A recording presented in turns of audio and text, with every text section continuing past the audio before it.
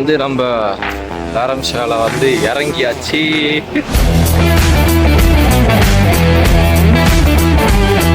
இப்போதான் அந்த செக்யூரிட்டி செக்கிங்லாம் முடிச்சுட்டு உள்ளே வந்திருக்கேன். பிளாட்ஃபார்ம் நம்பர் 14 எனக்கு ஃபோன் பண்ணி சொன்னாங்க. ஒரு 8 மணிக்கெலாம் சொல்லிட்டாங்க. வரீங்களா இல்லையா செக் பண்ணிவிட்டு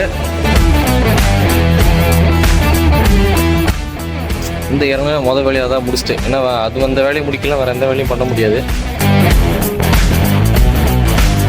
இதுதான் நம்ம தங்க போகிற room.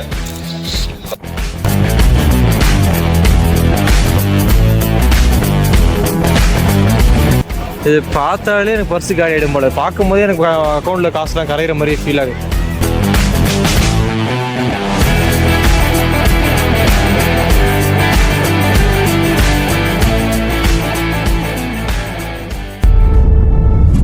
Say my name. What's your name?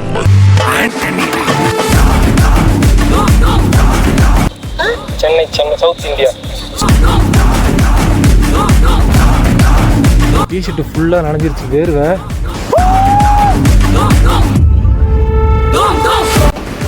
Travel he is from Tripura.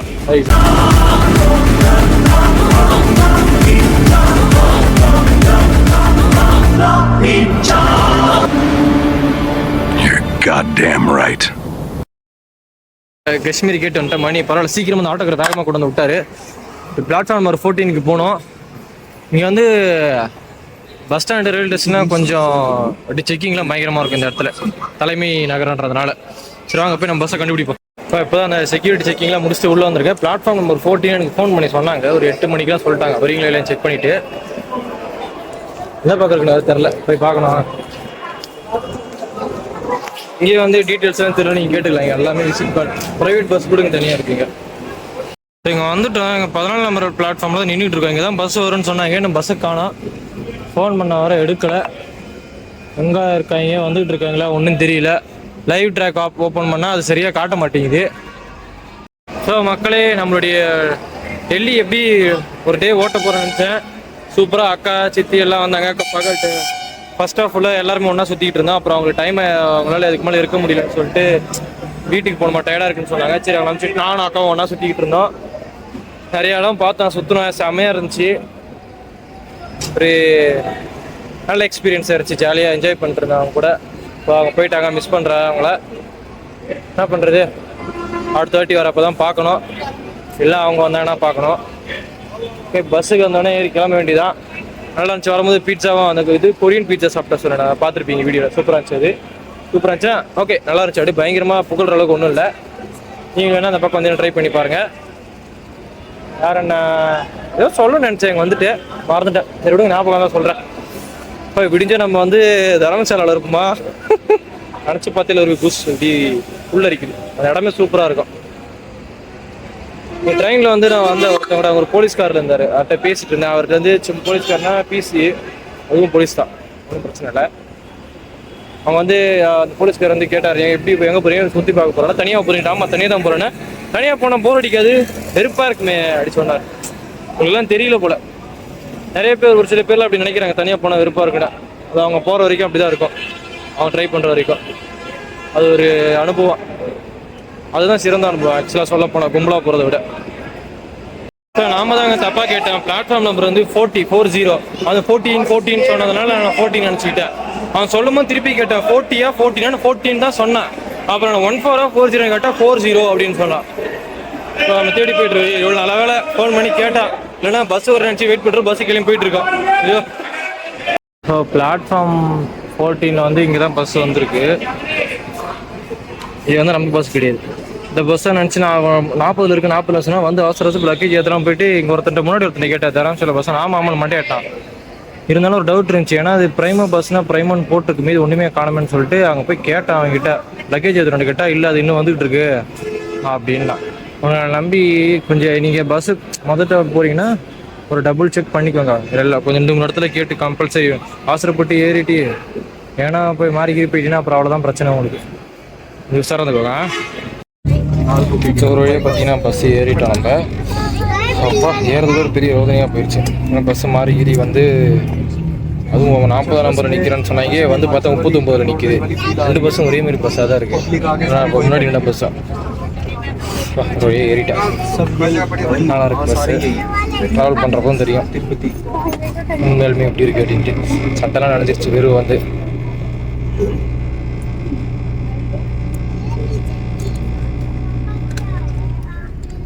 கரெக்டாக மூஞ்சில் அடிக்குது. நமக்கு எல்லாம் செட் ஆகும். கொஞ்சம் திருமல் வரலாம் மட்டும் எடுத்து பேக் வச்சுட்டு எவ்வளோ குளிர்ச்சி எடுத்து போட்டுக்கலாம் அப்படின்ட்டு சேஃப்டிக்காக. நான் வந்து ட்ரெஸ்ட் எடுக்க போகிறேன். நடுவில் தானே இன்ட்ரெஸ்டிங்காக நடந்தால் கவர் பண்ணி போடுறேன். இல்லைனா நான் தூங்கிட்டு உங்களை காலையில் ஃப்ரெஷ்ஷாக அற்புதமான தரம் நான் பார்க்குறேன். இன்ட்ரெஸ்டிங்காக இருந்தால் நடுவில் எடுத்து போகிறேன். ஓகே. ஸோ இந்த பஸ்ஸில் பார்த்தீங்கன்னா ஒரு வித்தியாசமான ஒரு விஷயத்தை பார்த்தேன். என்னன்னு சொல்கிறேன். எக்ஸிட் போட்டிருக்கா. இது வந்து என்னன்னா அவசர காலத்தில் நம்ம சுற்றி வச்சு உடச்சிட்டு இங்கேருந்து எகிரி குச்சி தப்பிச்சிடும். அதே மாதிரி நினச்சி பரவாயில்லையே நம்ம இங்கேருந்து கரெக்டாக உட்காந்துருக்கான்னு சொல்லிட்டு அப்படி சுற்றி பார்த்தேன்னா எல்லா விண்டோவும் எமர்ஜென்சி எக்ஸிட் தான். எல்லா இடத்துக்கும் சுற்றி வச்சிருக்காங்க. ஆபத்து வந்து எல்லா ஜெயிலும் உடச்சிட்டு வெளியே எகிரி குச்சிடலாம். எல்லாருமே எந்த எமர்ஜென்சி எக்ஸிட்டுக்காக வெயிட் பண்ண தெரியல. எல்லாத்தையும் உடச்சிட்டு ஆளை பக்கம் எகிரி அவங்க சீட்லேருந்து எகிரி குச்சிடலாம். எல்லாமே உங்களுக்கு எமர்ஜென்சி எக்ஸிட் தான் இங்கே.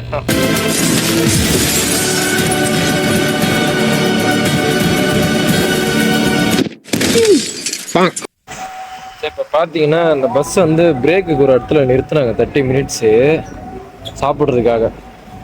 எங்கே நிறுத்திருக்காங்க நான் காட்டுறேன் உங்களுக்கு பாருங்கள். இங்கே பாருங்க இப்படி ஒரு ஹோட்டலில் கொண்டாந்து நிறுத்தியிருக்கான். எந்த தைரியத்தில் கொண்டாந்து நிறுத்தினான்னு தெரியல.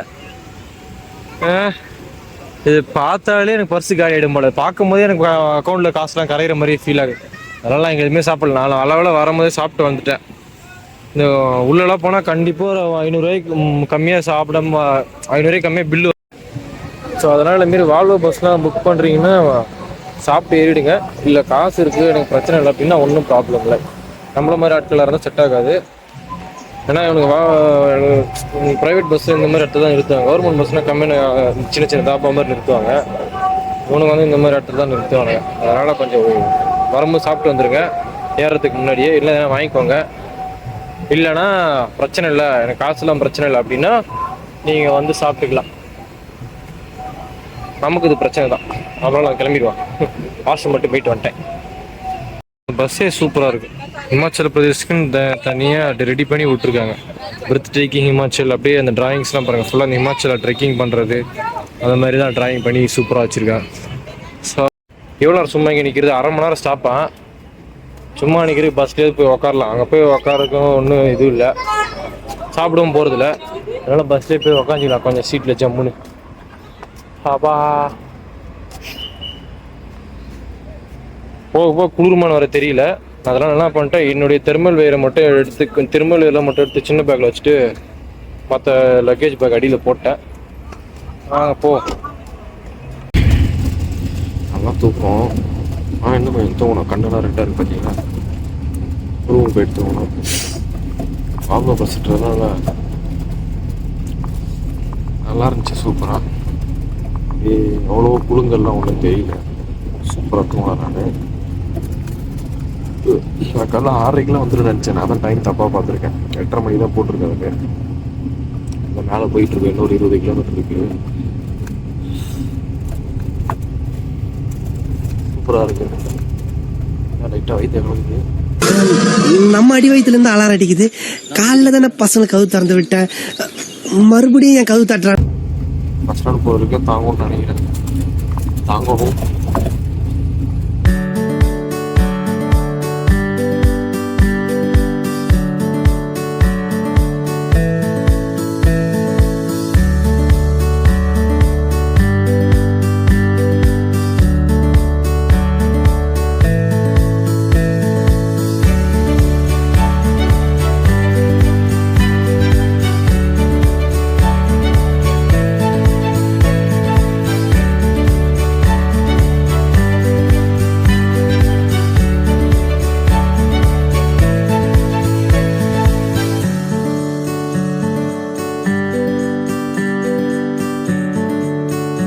வணக்கம் மக்களே, வெரி குட் மார்னிங். வந்து நம்ம தாரம்சாலை வந்து இறங்கியாச்சு. வந்த உடனே இயற்கை இழப்பு ஒரு 10 கிலோமீட்டருக்கு முன்னாடி டம்மு டம்முல கவு தட்ட ஆரம்பிச்சிட்டாங்க. ரொம்ப நேரமாக கஷ்டப்பட்டு இது பண்ணி வச்சுருந்தேன். இப்போ தான் வந்து இந்த இறங்க மொதல் வேலையாக தான் முடிச்சுட்டு, ஏன்னா அது அந்த வேலையை முடிக்கலாம், வேறு எந்த வேலையும் பண்ண முடியாது. இப்போதான் கொஞ்சம் கண் நல்லா தெளிவாக தெரியுது. ஸோ அதான் அந்த ரூம்காரருக்கு ஃபோன் பண்ணேன், இங்கே எங்கேனா ஏன்னா அவருக்கு இங்கே பசங்களை ஸ்கூல் விட்றதுக்கு வருவார் டெய்லியும் காலையில். ஒருவேளை இங்கே எங்கன்னா இருந்தாருன்னா அப்படியே அவர் கூடவே போயிடலாம், இல்லைன்னா பஸ் பிடிச்சி போயிடலாம். சும்மா எதுக்காக ஃபோன் பண்ணி கேட்டேன், இங்கே தான் எங்கன்னா இருக்கீங்களா இல்லை வீட்டில் இருக்கீங்களாண்ணா? இல்லை நாங்கள் வரேன் வெயிட் பண்ணுங்க அப்படின்னாங்க. இல்லை நீங்கள் வேறு எதனா வேலையை வரதா இருந்தால் வாங்க, இல்லைன்னா பஸ் பிடிச்சி வந்துடுவேன் அப்படின்னா. இல்லை எங்கள் பசங்களை விட்றதுக்கு வருவேன் அப்படின்னாரு. சரி ஓகே அப்படி சொல்லிட்டு இப்போ வெயிட் பண்ணிட்டுருக்கேன். இப்போ இன்னும் எதுவும் நான் சாப்பிடல, போகிறப்ப தானே வாங்கிட்டு போவோம்.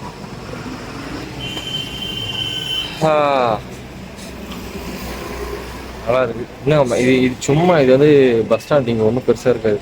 மேலே போனால் பயங்கரமாக இருக்கும். அது வரைக்கும் வெயிட் பண்ணுவோம். உட்காரதுக்கு வேறு இடம் இல்லை, பேக் ஓரம் பஸ் நிற்க வேண்டியதான்.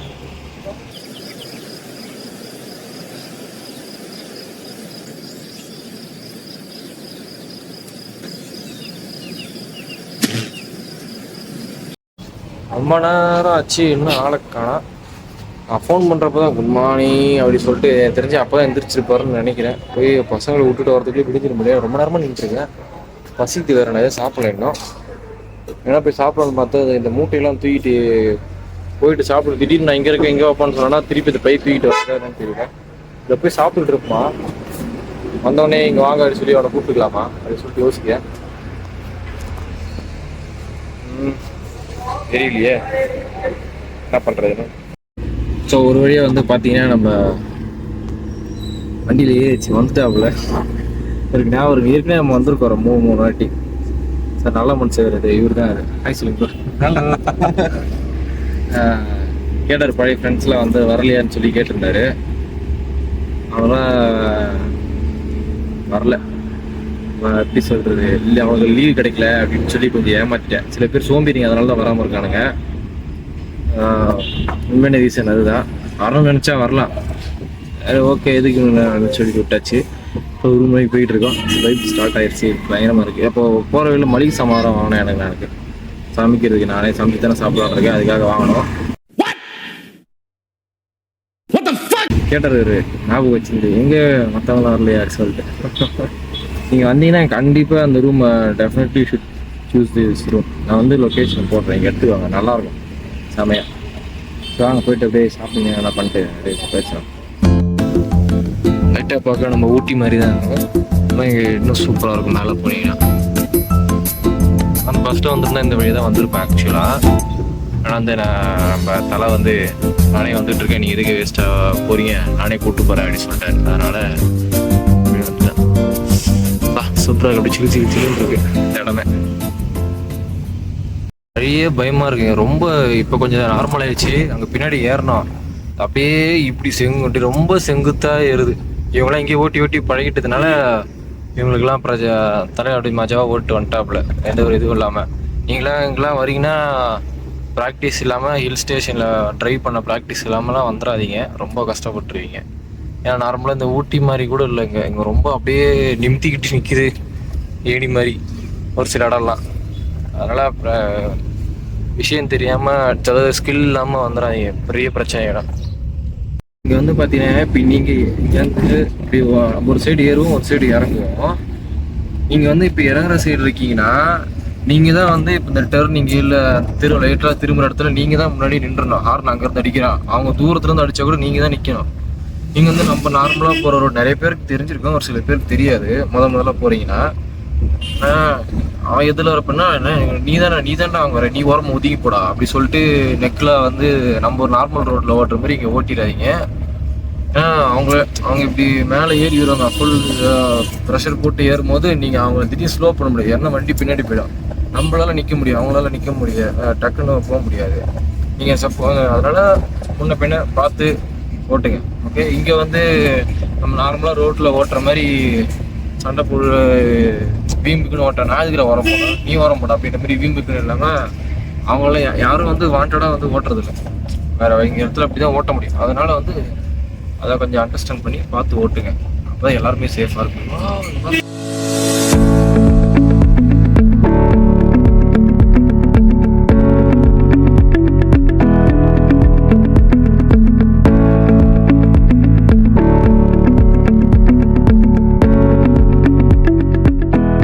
பார்த்தீங்கன்னா மளிகை சாமான்லாம் வாங்கியிருக்கோம். நம்ம இங்கேருந்து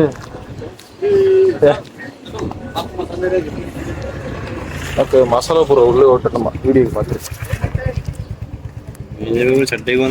தேங்க்யூ ஐயோ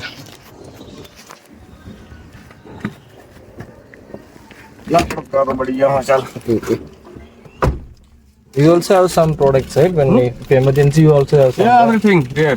Okay. If going shortcut, anything by road. Okay.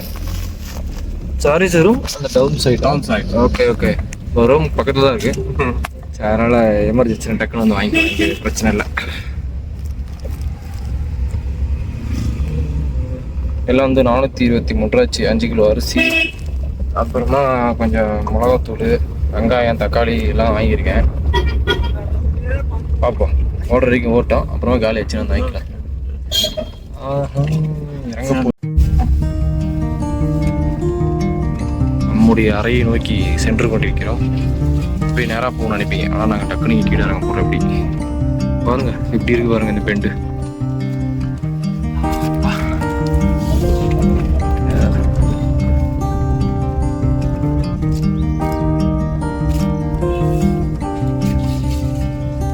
So full cloudy. Heavy rain is everything clear. Little rain, no clear. It's cloudy. Okay. It's good. Cloudy-ஆ இருக்குங்க. ஜானில் வந்தீங்கன்னா அந்த இடம்லாம் ஃபுல்லாக ஸ்னோவாக இருக்கும். இந்த இடமே ஃபுல்லாக ஸ்லோவாக தான் இருக்கும். ஜான் ஃபெப் போல் வந்தீங்கன்னா இது வந்து சம்மர் டைமில் கொஞ்சம், ஆனால் சம்மர் டைமில் இங்கே தெரியாது, ஸ்னோ பார்க்க முடியாது, அவ்வளோதான். மற்றபடி every thing is okay, every thing is beautiful. வா ஒரு வழியாக வந்து சேர்ந்தாச்சுங்க. சரி, இதுதான் நம்ம தங்க போகிற ரூமு. நம்ம தங்க போகிற இடம் ஃபுல்லாக க்ளவுடியாக இருக்கிறதுனால ஒன்றும் தெரியல, ஆனால் நேரில் பார்க்க செம்மையாக இருக்குது. அப்பா வேறு லெவலாக இருக்குங்க. மளிகை சாமான் எல்லாம் சாமான் வாங்கி வந்துட்டேன். சாப்பாடு இருக்கேன்னா கேட்டிருக்கேன், ரெடி பண்ணிட்டு சொல்கிறேன்னு இருக்கான். எவ்வளோ சொல்லுவான்னு தெரியல. நாலு பிரச்சனை இல்லாமலே சமைச்சிக்கலாம். பக்கத்துலேயே கடை இருக்குது, இங்கே தான் மேலே, அப்போ வாங்கிக்கலாம்.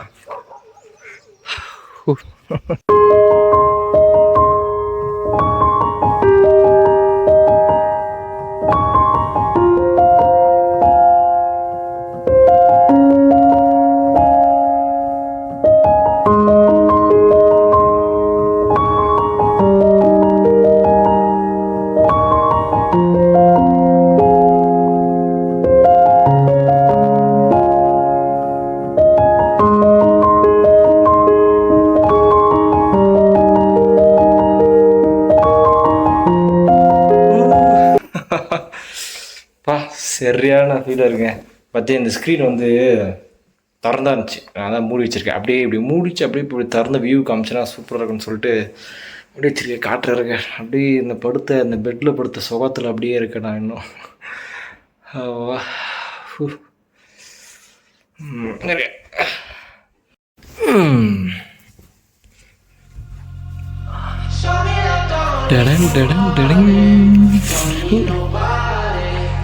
இதுதான் பால்கனி வியூ.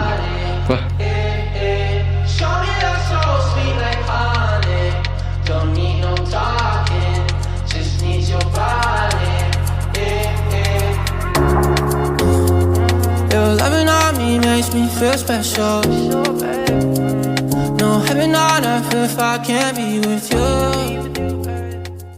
அங்கே அப்படியே பால்கனிக்கு போய் நிற்போம். இப்போ தான் கடையை திறந்துருக்க போல நம்பால்.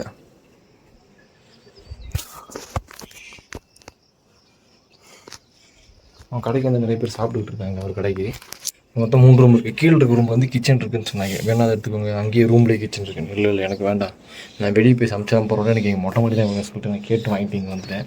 ஆனால் இதுதான் எனக்கு ரொம்ப பிடிச்ச இடம் அது. அவ்வா ஒரே குஜியாக இருக்குது எனக்கு, குஜியா. உங்களுக்கு ஒய்ஃபை ஒர்க் ஆகுதான்? ஒய்ஃபை இருக்குது என்கிட்ட ஆல்ரெடி, ஒர்க் ஆகுதான்னு பார்த்துக்கலாம். சரி போய்ட்டு ஒரு மட்டும் இவங்க ஒரு ஸ்லிப்பர் வச்சுருக்கான். நான் வந்து இங்கே உள்ளே வந்து ஒரு ரப்பர் செருப்பு கிடந்துட்டேன். அதோ என்னடா எங்கள் செருப்பு இருக்குது, ஆல்ரெடி அவனை தங்கியிருக்கானா அப்படின்னு நினச்சேன். இது வந்து இவங்க வந்து எங்கள் ரஃப் யூஸ்க்கு இவங்களே கொடுத்துருக்காங்க, உள்ளே யூஸ் பண்ணிக்கிறதுக்கு. ஷூக்கு போட்டு வந்தோம்னா வாஷ்ரூம்லாம் இங்கே நல்லா தான் இருக்கும். க்ளீனாக தான் வச்சுருப்பாங்க. ஃபுல்லாக ஹீட்டர்லாம் வரும் இங்கே. ஏன்னா இங்கே ஹீட்டர் இல்லாமல் அவங்களால இருக்க முடியாது. அதனால் ஹீட்ரு போட்டு தான் ஆகணும். என்ன ஓகே.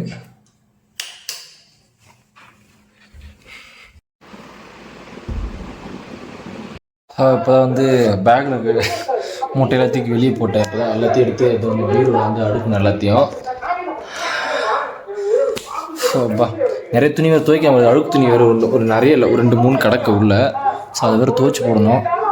பொறுமையாக துவைச்சி போட்டுக்கலாம். அதுக்கப்புறம் நாம் தான் இங்கே இருந்துட்டு.